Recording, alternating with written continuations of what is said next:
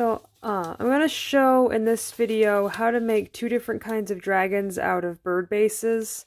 These are a bird base, and I have a video that I'll link in the description that shows how to get it to this point. Bird bases are used for all kinds of different origami figures, mostly birds, but other animals as well. So this one is a normal bird base, and it is going to turn into a flying dragon. And then this one here has a modification where the top is pressed in, and that's going to become a standing dragon. And I went ahead and I made this, and I got it to this point before I realized that I should show this step. So I refilmed that part. Okay, so this is the modification to the bird base to get this indented top, which you need for the standing dragon. So right now, this is called a preliminary base. It's where you have all your corners joined together and you get this basically foundation of the bird base. So I'm going to show how to make that special indented top. And then I'll show the dragon that comes from it. So you started off just like a bird base where you create this kite shape. And then fold this part down. Give it a very, very sharp crease. This is going to come in handy for the dragons and also for this. So then you have this triangle. This is how you would make the wing of a bird base. But there's an extra step. So take this point and bring it, fold this triangle basically in half from the top point to this crease. Fold that down, crease it really sharp. I always crease it in both directions, front and behind. Then this part's a little bit tricky. It took me a few times trying it out before I got quick at it. But you open it up most of the way, and you can see this square on top now. Push that part down, and then kind of let that preliminary base come back to how it was. And then on the back part, you can do the other kite shape.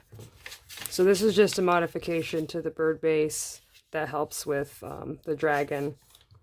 Some people actually do this on their cranes too, so that's an option that you can add. Okay, so since I just showed the modified bird base, I'm going to do the standing dragon first, and then I'll do the flying dragon. So once you have the bird base made, you're going to take these large upper flaps that would become the wings of a crane, and you're going to fold them down to this line here. Basically make them go sideways.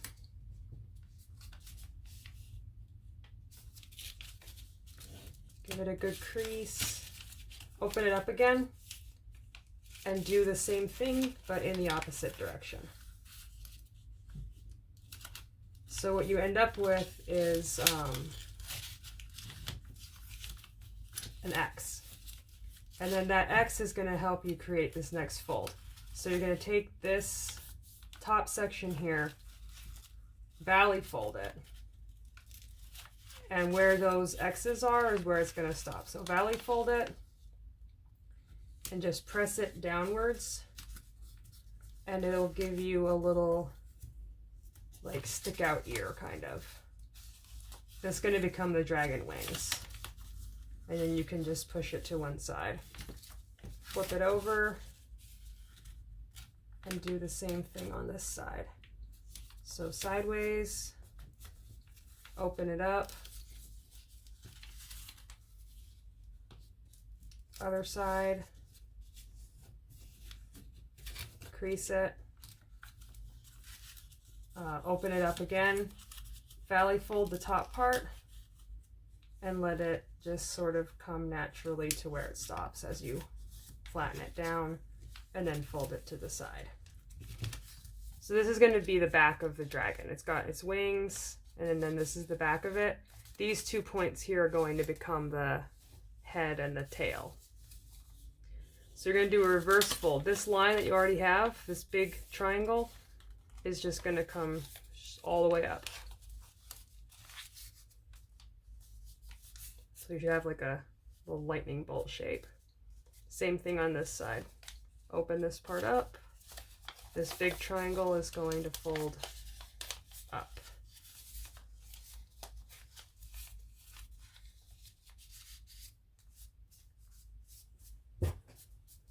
So now you have it. It's facing the right direction for the dragon neck, but it has to be skinnier. So this part is, I think, another kind of reverse fold. Your goal here is to get this line to line up to the bottom of this. So these edges are gonna create like an M.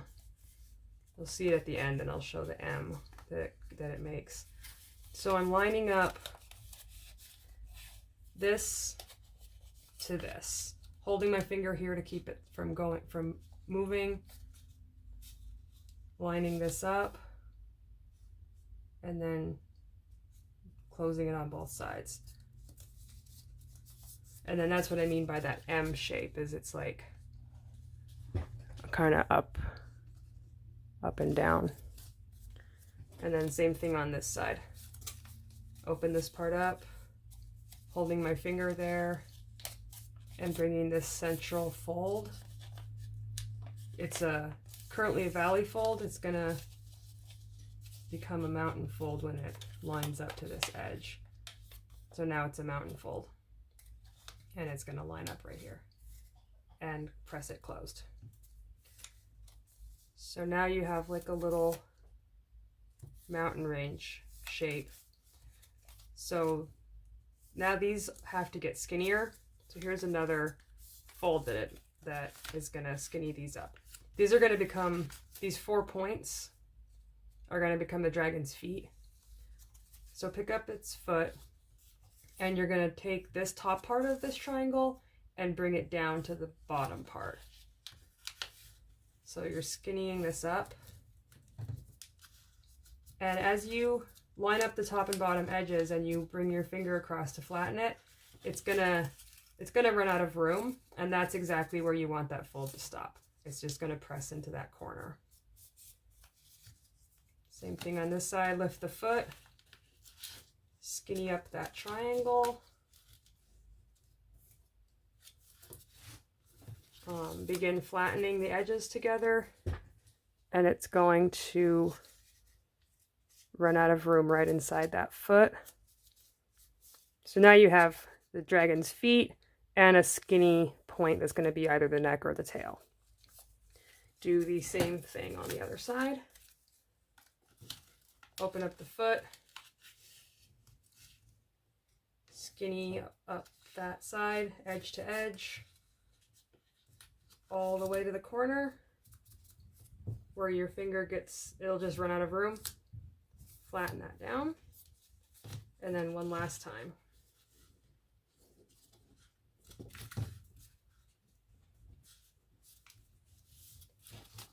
So that's basically like if the dragon was just lying down, flattened. So the wings are sticking straight out to the side right now. I usually just angle them upwards, and then I match up the other one. Kind of makes it look a little more lively. And then since the wings are pointing backwards, this is going to become the head. So I usually hold it in the middle of the body so everything stays put. Open up the top of the neck, makes a little pocket, and then press upwards to where it stops. And that will become an inside reverse fold. So you've got the neck now pointing up. Open up now the front of the neck where there's a valley fold. And it looks like the head's going to be really long, but about halfway down, fold that into an inside reverse fold. The reason it's so long, looks like a beak, is because then you're going to take the head and bend it backwards so it sticks out a little bit. And that creates the dragon's nose and a little horn. And now the tail is really long. Open up the back of the tail, that valley fold. And if you squish the base of the tail, make a little pocket, and then squish the other side of that pocket, you can make a little diamond. And as you squish that diamond, it makes almost like an arrowhead shape. These are called crimp folds. So it's not changing it from a valley fold to a mountain fold, so it's not a reverse fold. It's just making a bunch of little crimps in it. Do a couple of those and then the tail sticks up. And then the last step is to put the feet, just fold them a little bit forwards so that it can stand up.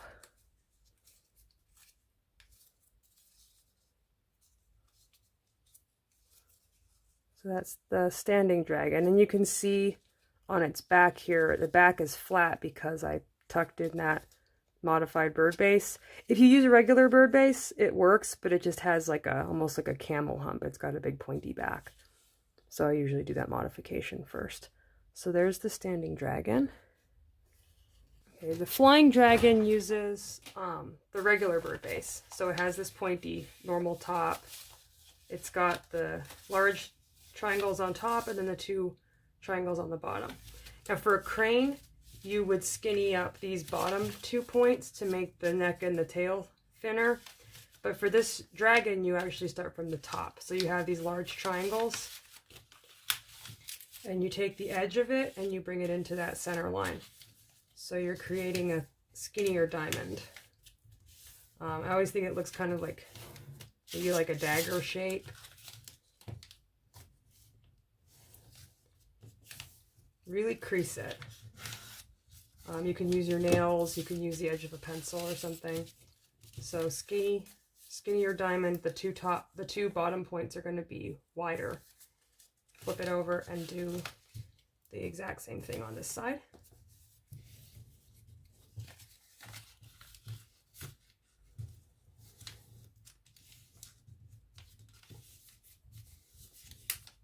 So you have a tall, skinny diamond. So now take the side you're looking at. You've got a kind of a front and back.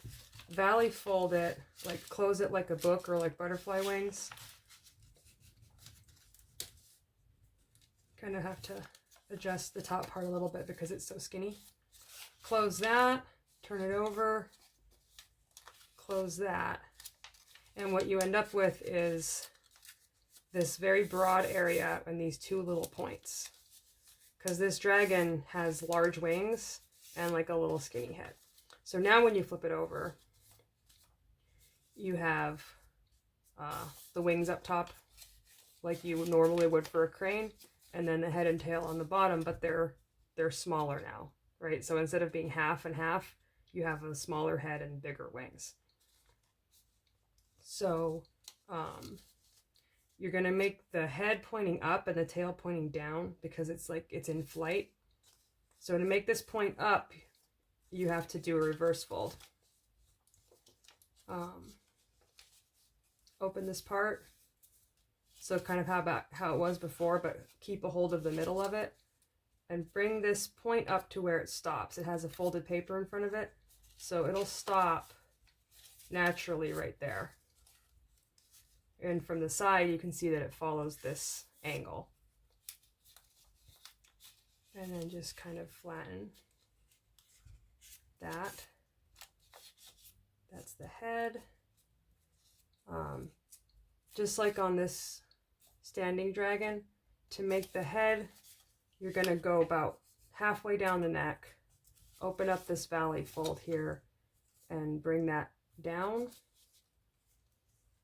pinch the top of it, and then fold this part back.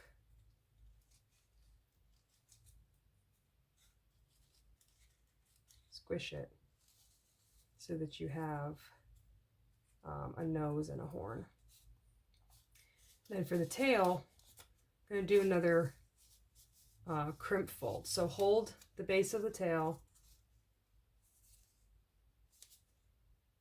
make that little diamond. You can open up a pocket with your finger, make a little diamond, and just fold that in so it sticks out a little bit, whatever angle you want.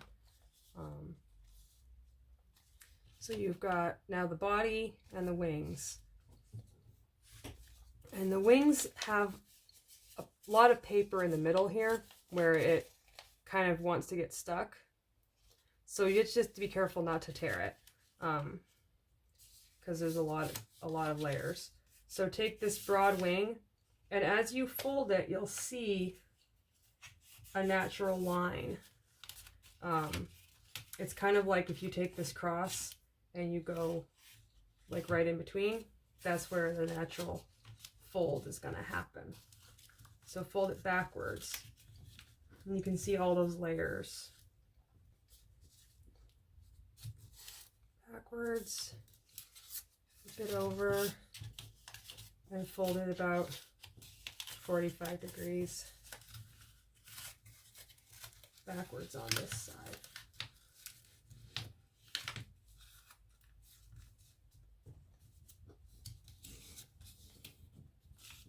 So now it's like the wings are flapping back, and then to make them look like it's flying, if you look at the back of it, it's got almost like where the muscles of the dragon's back would be, these triangles.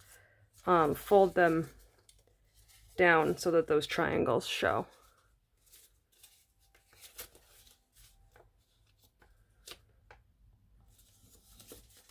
So now it's like he's flying.